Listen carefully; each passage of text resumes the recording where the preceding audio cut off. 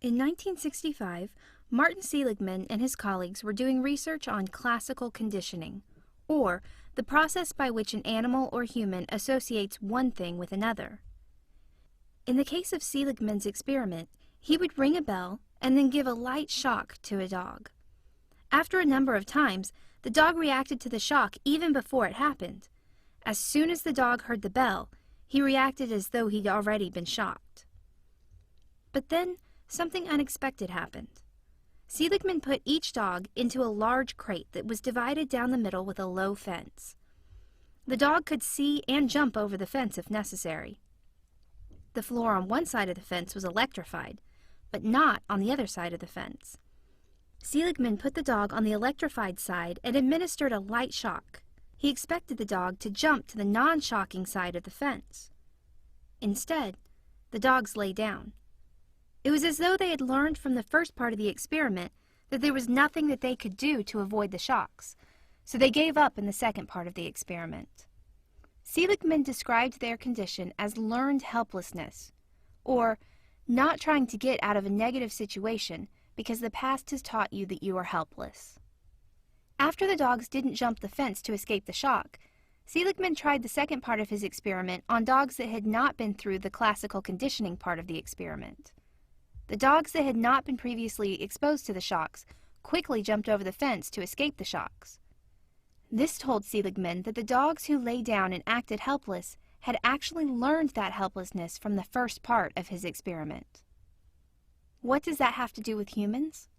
At first, Seligman wasn't completely sure, but further research has shown that the way people view the negative events that happen to them can have an impact on whether they feel helpless or not.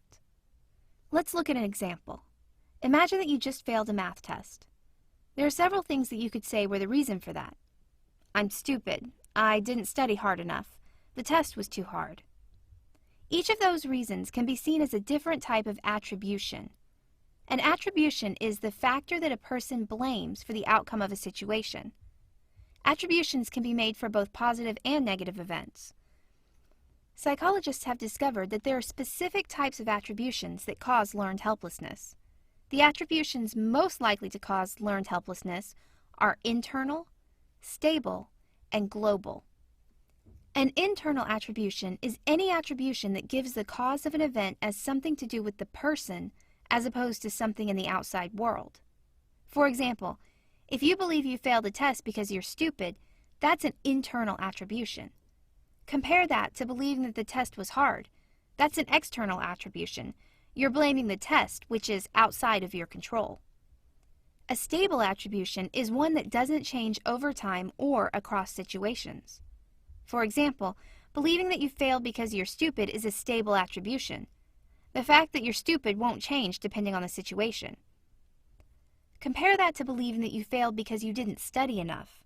That's not a stable attribution, because next time you can change that and study more. Finally, a global attribution is the belief that the factors affecting the outcome applies to a large number of situations, not just one of them. For example, believing you failed a test because you're stupid is a global attribution because it is true in that class and in many others. However, if you believe that you failed the test because you're bad at that particular subject, it is specific. Just because you failed the math test doesn't mean that you'd fail an English test. As we said before, learned helplessness is most likely to be caused by attributions that are internal, stable, and global.